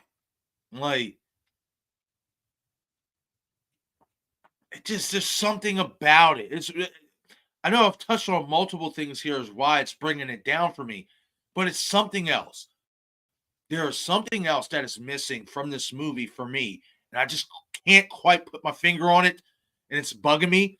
But hey, don't let my opinion deter you from watching the movie. You might have a completely different outlook on how Night Swim is compared to how I feel it is. For me personally, it's just, it's okay. Like I said, I just feel like there could have been done way more. Could have been things that have been done better, and there should have been way more shit added to this movie. This movie should have been rated R. It should have been. Just like Insidious. Me and Destin talked about this months ago. Insidious needs an R-rated movie so that we can delve more into the red-faced demon even more and get more of him. Night Swim should have been rated R, and we should have added more to it. But we got what we got. And what we got, if I'm going to rate it on a 5-star scale, man, excuse me, I'll be kind and give it a 2. And that's just me being kind. Like, I could honestly, if you rated this movie like 1 out of 5 stars, like, it's not like it's bad to where it's like, oh my God, I hate this movie. This is god-awful. This is terrible. Oh, how could they make this movie? It's not one of those. It's just one of those that I guess when you're somebody like me who, when I seen the trailer, I'm like, looks pretty interesting. I'm going to give it a watch. And you have some type of high hopes for it. And then when you get to that point, and it's just like, man, this isn't what I expected. That's what it is for me. It just wasn't what I expected, and it wasn't what I expected. It's not like it was one of those, oh, I didn't expect that, but it's a good thing. It's not one of those. It's one of those, man, I didn't expect that, but man, this really is just blah. That's how it is. That's how it is for me with Night Swim. And again, do not let me deter you from viewing this movie. Give it a watch, give it a try. Let me know what you guys think about it and stuff. But for me, it's not something that I would put it this way. I don't even know if I want to rewatch it. Honestly, it's more one of those one and dones for me. Like, Night Swim was okay. Like, it was okay, but it could have been so much better. And I think that that's why it's disappointing me, because I hold James Wan to a high standard. So, being that I hold him to a high standard, and we've been so spoiled by the guy with such good movies, that when we get one of these movies, it's like, man, James, like, and why you had to do us like that? You know what I mean? Like, man, James, this is like, you're so much better than this. Like, and that's why I think it's bugging me, is because I know James Wan is way better than what we got out of this movie with Night Swim. And this is just one of those ones that underperform. Again, this might be this is probably the first James Wan movie I don't like. Every other James Wan movie that I've seen, I fucks with. Conjuring, Saw, fucking Insidious. Love James Wan style. Dead Silence. Like, James Wan is that guy. So I think that's why, Night Swim really not doing it for me. That's why it's like, it's disappointing for me, because I know James can do way better than what we saw with Night Swim. This just happens to be one of those films that just didn't line up to the greatness of what he brings to the table. I'll put it that way. Night Swim doesn't replicate how great James Wan really is.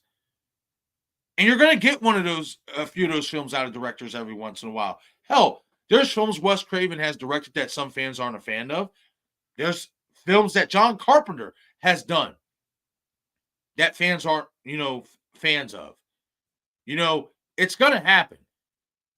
As a filmmaker, you're not always going to make a great movie or a good movie or an acceptable movie. It's almost impossible to have every single movie in your catalog as a good movie. Hi, buddy. It's impossible. It is literally impossible. There's going to be one time at least that you create a bad movie. So for me, this was James Wan's one bad movie. I'm going to leave it at that for Night Swim. I don't want to spoil anything for you guys because this movie is still relatively fresh. I just wanted to share my thoughts on it with you guys and let you know how I'm feeling and kind of give you an idea on what to expect to a degree. Now, again, how I feel about this movie, how I feel about it, you may feel differently. So don't let my opinion and my point of view on this movie deter you from giving it a watch. You might fuck around watching and love it. And if you do, hey, I fully 100% support that. You know what I mean? I hope you do enjoy the movie. I hope you find some enjoyment and more enjoyment than I did. I'm just letting you know from my end, I just really didn't enjoy it. It could have been so much better. It could have been so much better. And I just feel like there was opportunities with this film that was missed. And it's uncharacteristic of James Wan. All right, so let me get to the rest of you guys' comments here. See what you guys are talking here in the chat. Hey, what's up, Jake? It's good to see you, my friend. We got to get together soon, too. I would love to get you on here on the channel and talk some Terrifier. What's up, Killjoy Jake? Another one of my good friends here in the community. If you are not subscribed to Killjoy Jake, definitely get over there and hit that subscribe button. Jake is an awesome content creator.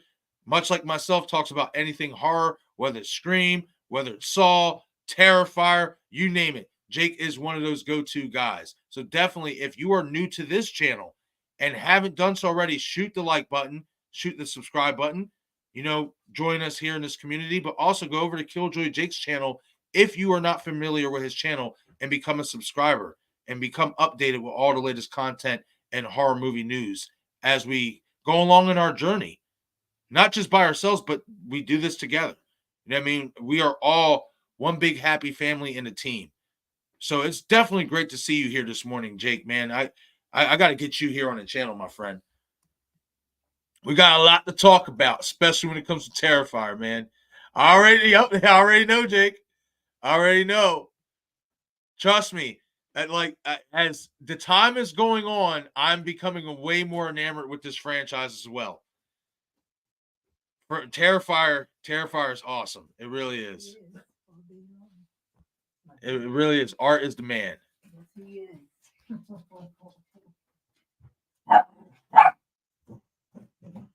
Calm down, babies. It's okay. Okay, so the last topic that I do want to touch up on here for the live stream, I knew I was going to go a little bit longer, and stuff like that, but I want to be able to get some other content out as well. So we're probably going to stop this at the 2-hour mark. It's all right. I got him. Come here, Rosie. Come here, baby. Oh, Don boy. Come here. Come on. I want attention. I know. Say what's up, Don boy. Say hi. Hi, Rosie. Come here.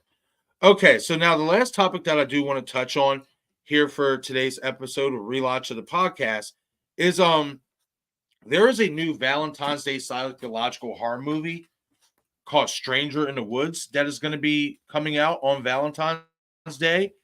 And I ran across this yesterday, and it sounds interesting. And it doesn't sound like one of your typical Valentine's Day type of slashers or anything. It seems like it's completely different.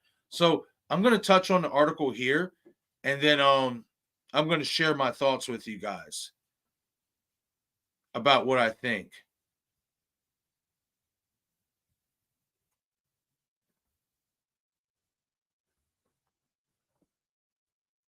Okay, so Bloody Disgusting dropped this article on the 12th. So this is Friday.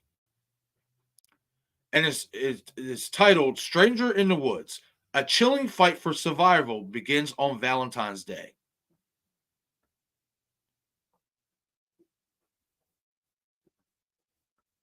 Just when you think you are out of the woods, Blue Fox Entertainment is getting set to unleash director Adam Newacek's psychological horror movie, Stranger in the Woods. And Bloody Disgusting has been exclusively provided with release information after this afternoon. Stranger in the Woods is coming to video on demand on Valentine's Day, February 14th. While you wait, check out stills and the official poster art below. Stranger in the Woods is about a woman who goes on a weekend getaway trip to the woods with her friends in hopes to recover from a traumatic event. But when her dog vanishes, their sanity unravels, leading to a chilling fight for survival. Holly Kenny of Ethos stars, and Kenny also wrote the screenplay. Oh, that's interesting.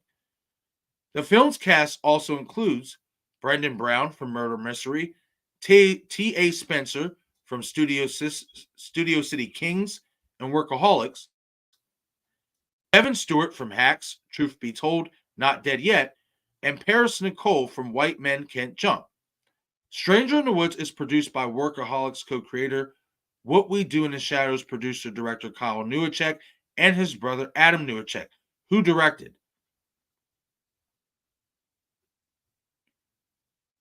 Huh. Okay, so they have some still shots, some photos here from this movie. And it doesn't really, they gave us a little bit of the plot. Woman loses her dog, and then, basically, shit hits the fan. But from what I'm seeing here in the photos, it looks like a group of friends.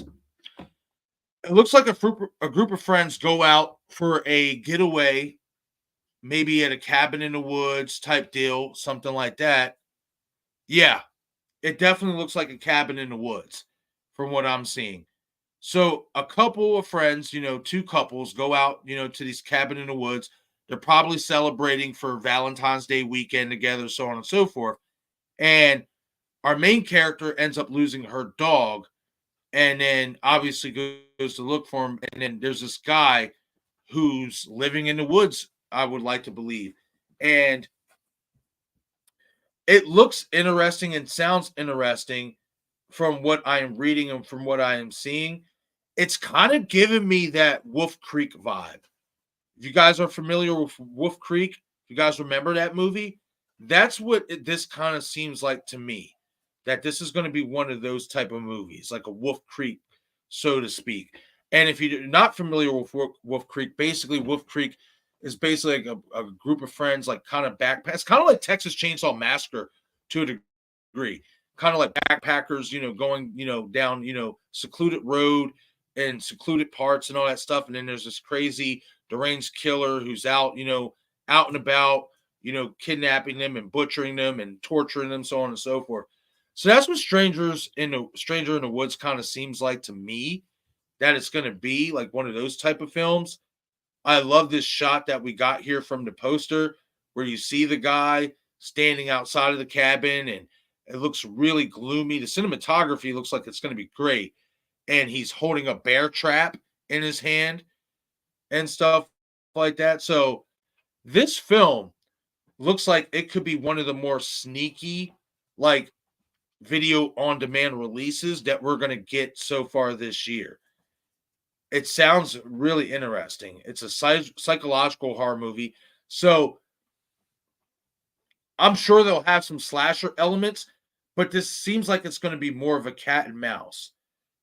And I'm interested to see what we're going to get. Like, I hope we have some chase scenes through these woods. Like, some long extended chase scenes. I hope it's not just this guy who's walking all slowly, how we get normally in horror movies. I want to see somebody, actually being chased down. I want to see this killer have some urgency, along with a great motive. I want to know what the motive is for why this guy does what he does and who is he, as well as why is he set up in the woods like that? Why is he living all alone? Why are these people there, outside of probably going to this cabin, in the woods to celebrate Valentine's Day together? So again, they don't have much, which I like You know, we always talk about all the time with these movies giving away too much early. They don't give you much in terms of the plot. They don't give you, you know, much in terms of, you know, what, you know, pictures, like they don't show a lot, which I like. So it's going to be interesting to see how this movie plays out on Valentine's Day. But it's something about it. I don't know. It's that name, Stranger in the Woods. That's what's really hooking me into wanting to watch this movie and wanting to give it a look. And I love the catchphrase, you know, in the tagline for the title. Just when you think you're out of the woods, like that's vintage, you know, type, you know, of dialogue right there. You know what I mean? Like just when you think you're out of the woods. Like I like that for, you know, this movie and for what direction they're trying to go in. So it's going to be interesting. Let's see. I hope it's just not like every other movie that takes place in a cabin in the woods. You ever realize how if we're in a cabin in the woods, it's either we're on some Evil Dead shit where demons are blocking the cabin, some shit's going on, a virus, cabin fever, or something like Wolf Creek, you know, where we have, you know, this guy who's basically like a torturer, he's a butcher, and he just loves to kill people, you know what I mean? And this is where his base is just in the woods somewhere. Like, I want there to be some context. I want there to be a story. I don't want this to just be, you know, a slasher in the woods in so many words. You know, I don't want it to just be that. I want this movie to have layers to it. And they're talking about it as a psychological horror. And when I think about psychological horror, I think about movies like Silence of the Lambs, like Hannibal, stuff like that. So if you can give me a killer who is like that, I'll be okay with that. I would really be okay with that. I don't want just a guy who's just like, oh yeah, well, you know, you backpack down my roads and you know, I like to kill people, so this is just what it is. No, I want more context to it than that. You know, I want this guy to kind of have a Hannibal Lecter type feel to him. You know, I want him, you know, this killer to, you know, just be different, stand out from all these other killers that has been based in the woods. You know, like don't be the same. So hopefully these filmmakers, you know, put their own zin on what, you know, a killer in the woods is supposed to be. It's going to be interesting, you know, to see. I just wanted to touch on that because that title just really stood out to me when I saw that. Oh, Stranger in the Woods. What the hell is this? Which is why I wanted to bring it up here and bring it up to you guys. It comes out Valentine's Day. So let me check and see when Valentine's Day exactly is.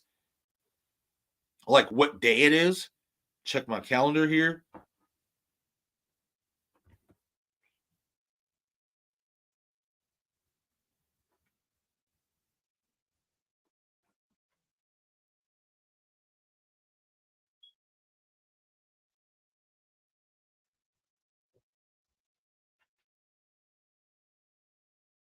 Okay, so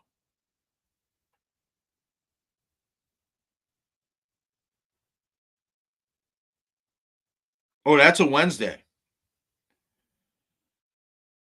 Okay, so usually, obviously, I work Wednesdays, but what we can do is maybe before I head into work, because usually I don't have to be to work till 4 o'clock on Wednesdays. Maybe we can make it an afternoon live watch party for when it releases. I have to put that together. Excuse me.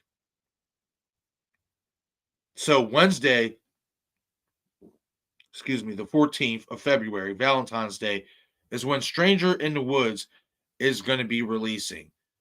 So I think I'm going to put together a live watch party for that movie and stuff. And hopefully you guys will join me. You know, I think it's going to be interesting. You know what I mean? I think it's one of those films. You know how we always get those films that go straight to video on demand or straight to DVD that we don't pay much attention to and they actually turn out to be gold. I just got a feeling this might be one of those films. I really do, which is why I wanted to talk on about it and touch on it here in this relaunch episode of the podcast. So I think I'm going to put that together. You know what I mean? Let me know in the comment section if you guys would be down to join me for an afternoon, or like, I want to say early morning. I want to say anywhere between 11 and 12 o'clock, Valentine's Day. Let me know if you guys would be down for a Stranger in the Woods live watch party. Because if so, then I'll definitely put it together. Hey, what's up, Melissa? Hope you're having a great morning. Thank you for stopping in.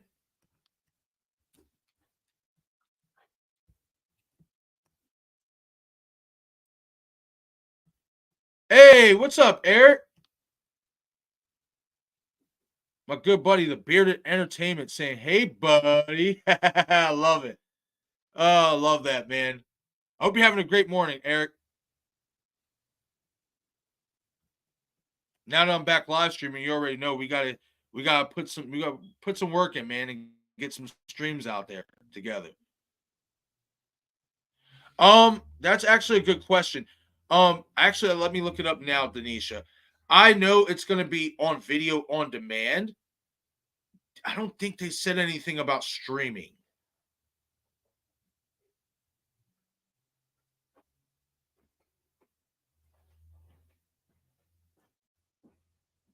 I don't know if they have announced it. Let me look at it. Streaming.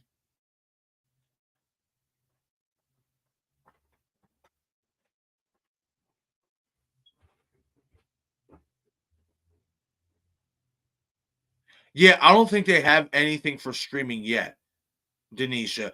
I think it's just going straight to video on demand, and then it's probably going to be, get a streaming release later on, maybe. But I'm sure we still have a month yet. So as more news comes out, I will keep you updated on that, Denisha. And if we do get a streaming platform for it, I'll put you on. I'll let you know what's up, because it sounds interesting. Like I said, psychological horror movie. Let's go. I'm all for it. Whoa, holy shit. Let's go.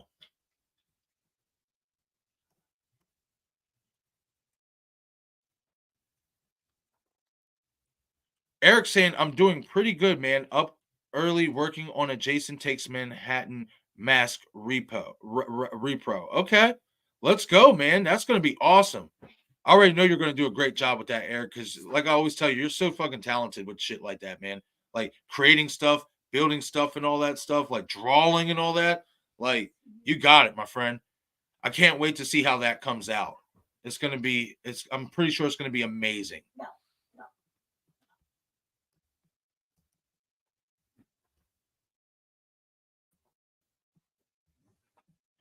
All right, guys. So that is it for the topics that I wanted to talk about here on the relaunch of the podcast. So the next 7-8 minutes, I'm just going to be answering any questions that you guys might have on any one of these topics. Or if you guys have a question that you guys want me to answer about anything, horror related, fire away. We got 7 minutes left. Whatever question you want me to answer, I will do my best to answer it for you and give you my thoughts. Okay. Eric said he just sent it to me. Let me look at this bad boy.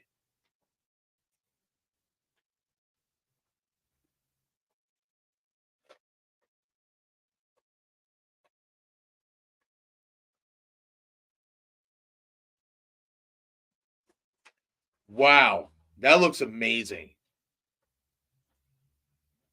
Bro, that looks tight. I love it.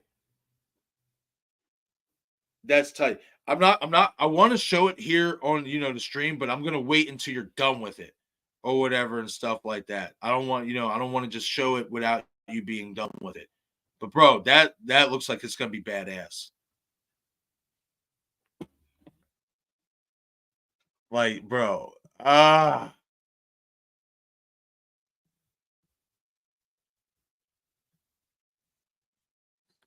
looks badass. I love it. Larry saying, no questions. Glad to see you back on here, man. Looking forward to future podcasts. Yes, sir. Absolutely. I'm glad as well. And let me announce it now. you guys are going to get the overlay and everything here within the next couple hours. But I will be back on later on tonight for my first edition of the Late Night Creep podcast. It's a new podcast that I'm starting for late at night, especially given my work schedule and stuff like that. I won't be able to like go live until like weekdays. I want to say it's probably like 12:30 is the earliest I can start, and then weekends it'll probably be like 1:30. But I'm starting a new podcast for nighttime so that I can, get some guests on and some friends to stop in and just talk horror and stuff like that. The Late Night Creep podcast. So just keep your eyes out here for the notification and for the thumbnail and everything. I will have that done before 3:00 this afternoon. I know that much. But I will be going live tonight. It will probably be about 12:30, like I said. So 12:30ish, I will be back doing a live stream tonight. All right, Larry. I see your message. Larry saying, I'm heading into a meeting. I'll catch you all next time. Yes, sir, Larry. Thank you so much for your $5 super chat. And just thank you for coming in and hanging out, man. I can't wait to, get you and Kirsten here on the channel so we can do some more watch parties and hang out and, bust it up together, man. You guys are always, great have always been great people and always been great supporters here to all of our channels here in the community. And just got mad love for you guys, man. So enjoy the rest of your day, my friend. Have a great meeting, and I will catch you later. And Eric from the Bearded Entertainment asking, Halloween 4 Part 2 or a complete reboot of Halloween? Give me Halloween 4 Part 2. Halloween 4 Chapter 2. I talked about it a little bit earlier, Eric. I'm excited, man. I really hope Dwight Little gets to come back to the Halloween franchise. I do. He said that the studio, it's the ball's in their court. I hope they give it to him because I would like to think you would want to at least go with somebody who's familiar with working on the Halloween franchise, as opposed to somebody who has never done a Halloween project before. So, I mean, that's just my opinion on it, but I would love a Halloween Part 2. I know the article that I read, the person from Joe Blow who wrote the article said something about picking up after the events of Halloween 5. And I said that wouldn't make much sense because Dwight wants to bring back both Jamie and Rachel. So if you're going to pick up after the events of Halloween 5, Rachel wouldn't be alive. So, yes, Halloween 4 Part 2. I'm all for it, man. Get Danielle back in here. Get Ellie back in here. Give them their due diligence. Let's close this Jamielloyd storyline out in the right way to where she gets what she deserves. Danielle, she deserves it. I mean, I said it earlier. They say her, Dwight Little, Alan B. McElroy, Elliecornell, and so many ways they saved the Halloween franchise and while also reinvigorating it with Halloween 4. So I'm all for it, man. Let's go. Let's get her back, man. Let's get Danielle back in here. So we'll see. We'll see how it plays out, bro. But I'm all for Halloween 4 Part 2. I'm 100%, 1,000. Hell, you know what? I'm just going to say you can't put a price on how much I want that to happen. I would love to see Danielle Harris back in the Halloween franchise. Would love to see it. Hey, what's going on, Val?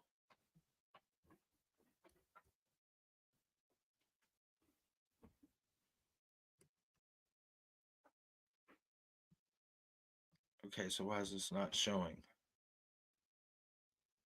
Hey, what's up, Val? I hope you're having a great morning. Glad to see you here. You're actually coming in towards the end because I am about to wrap it up and stuff like that. I wanted to go 3 hours and stuff like that, but I'm just going to cut it a little bit short because I do want to be able to get stuff for tonight's stream ready because I am going live again tonight for my first edition of the Late Night Creep podcast. So stay tuned for that, information on that. I will be on, like I said, it'll be 12:30, in the morning. Now I'll be probably going live. It will probably be like an hour and a half type of live stream, nothing super long and stuff like that, but just being able to get some content done at night, it would really, it would really help the channel out and stuff like that and get me back out there and stuff because, my work schedule is just kind of in a way, but I'm trying to work around it and stuff like that. But it's good to see you here, Val, and we got to get you here on the channel for another watch party as well and stuff. I would love to finish the Halloween franchise omnibus that we started last year. So maybe we can all, collaborate and talk about that and see what dates worked, for all of us so that we can all find time to finish off the Halloween franchise omnibus. But I appreciate you stopping by, Val.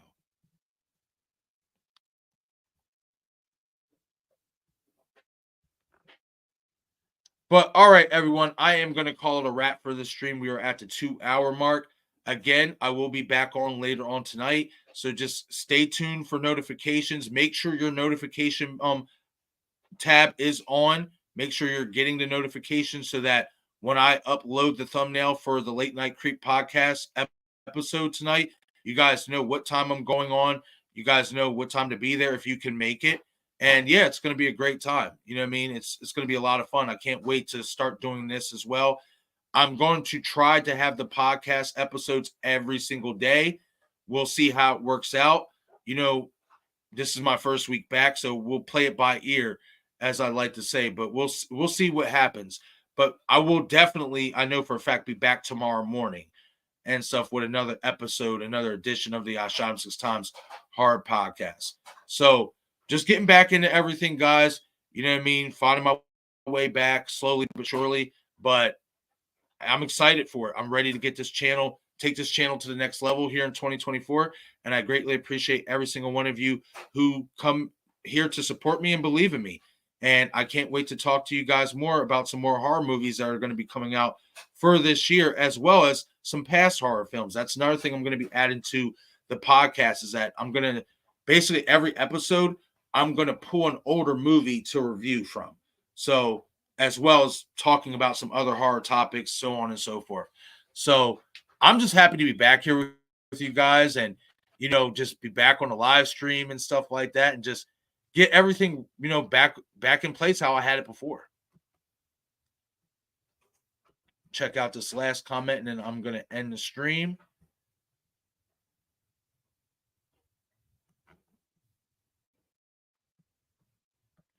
All right, Denisha, sounds good.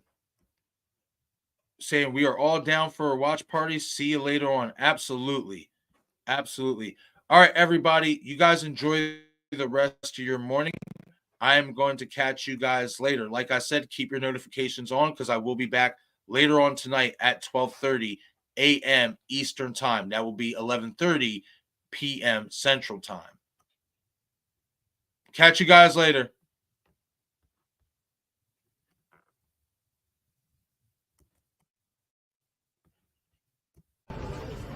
You are now watching I Shot Him 6 Times YouTube horror movie series.